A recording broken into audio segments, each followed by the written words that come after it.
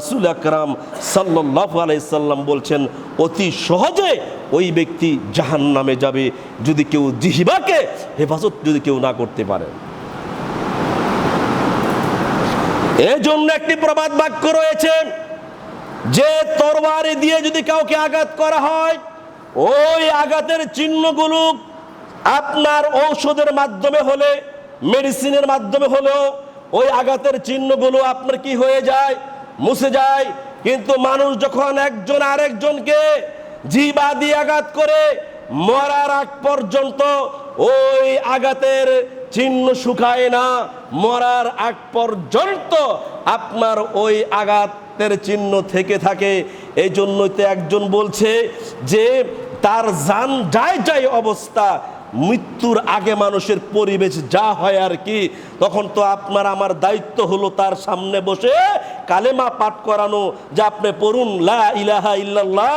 অনেকে কান্নাকাটি শুরু করে দেয়, আবার অনেকে এক চামচ আপনার চিনির রস দিয়ে থাকে, আবার অনেকে এক চামচ মুখে পানি দিয়ে থাকে।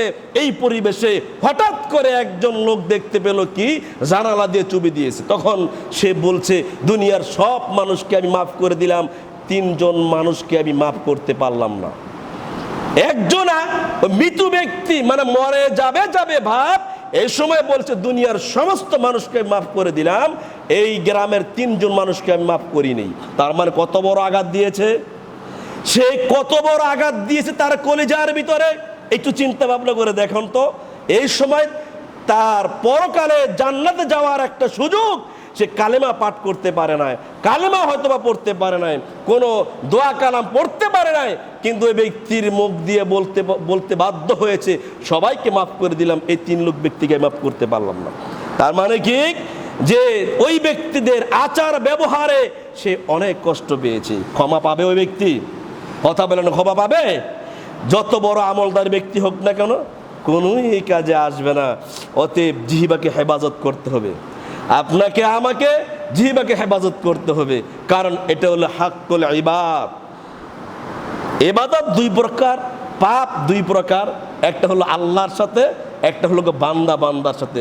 হক দুই প্রকার, আল্লাহর হক আর বান্দার হক, বিচারে দুইটারই হবে। আল্লাহর হক আপনি বুঝিয়ে দিবেন, আর আল্লাহ আপনার হক আল্লাহ রাব্বুল আলামিন বুঝিয়ে দিবেন। আপনি যদি আল্লাহর হক আল্লাহকে বুঝিয়ে দেন, আল্লাহর হক আপনার হক আল্লাহ রাব্বুল আলামিন বুঝিয়ে দিবেন, অর্থাৎ জান্নাত দিয়ে দিবেন আপনাকে। আর হাক্কুল ইবাদ, বান্দার হক যদি আপনি মেরে খান, বান্দার হক যদি আপনি বুঝিয়ে দিতে পারেন এই দুনিয়াতে, তাহলে আপনার কোনো সমস্যা নেই, আপনার কোনো ভয় পরকালে থাকবে না।